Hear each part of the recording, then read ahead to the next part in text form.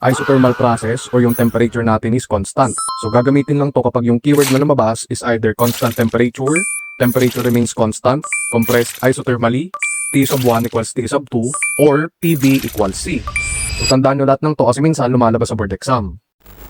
Isothermal process diagram, we have PV diagram and TS diagram. For the PV diagram, we have the point 1 or the initial state. So nandito yung P1 and B1. Then we have point 2, the final state. So nandito yung P2 and B2. As we can see, we have a downward curve.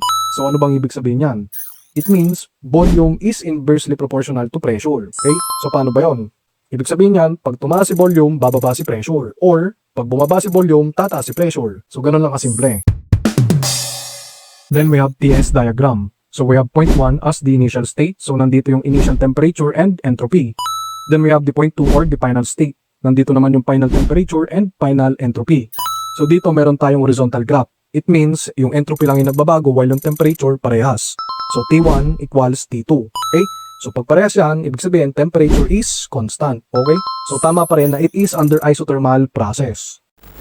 For isothermal process formulas, mag-start ulit tayo sa combined gas law, which is PV over T equals C. And since temperature is constant pag isothermal, ang matitira PV equals C. Then magiging P₁V₁ equivalent to P₂V₂. Then pwede rin natin pagsamahin yung mga pressure and volume. So magiging B2 over B1 equivalent to P2 over P1. Then yung change in internal energy, 0. Also, change in enthalpy is equivalent to 0. Bakit? Kasi nga tandaan nyo, yung mga formulas nila nakadepende sa change in temperature. And since isothermal, so walang change in temperature, so magiging 0. Then pag minultiply natin ang kalalabasan, 0 pa rin. For the non-flow work, we have P₁V₁ ln of B2 over B1. Or pwede ding P₁V₁ ln of P2 over P1. So ba't naging pressure yung volume? Diba sabi natin kanina, yung B2 over B1, parehas lang ng P2 over P1. Okay? Or pwede rin yung non-flow work equivalent sa MRT1 ln of B2 over B1. So ba't naging MRT yung PB? Kasi galing yan sa equation ng ideal gas law. So PB equals MRT. So ibig sabihin yung PB parehas lang ng MRT. Okay? Then pwede ring equivalent sa MRT ln of P2 over P1. Then tandaan nyo, pag isothermal process, yung formula ng heat parehas lang ng non-flow work and steady flow work. So basically pare-parehas sila ng formula. Then lastly, for change in entropy, we have Q over T. So itong Q or heat, we have 4 choices. It's either yung first, second, third, or yung fourth. Okay? Or another formula niya is MR ln of B2 over B1. Or pwede ding MR ln of P2 over P1. Isothermal process units, we have English and metric system.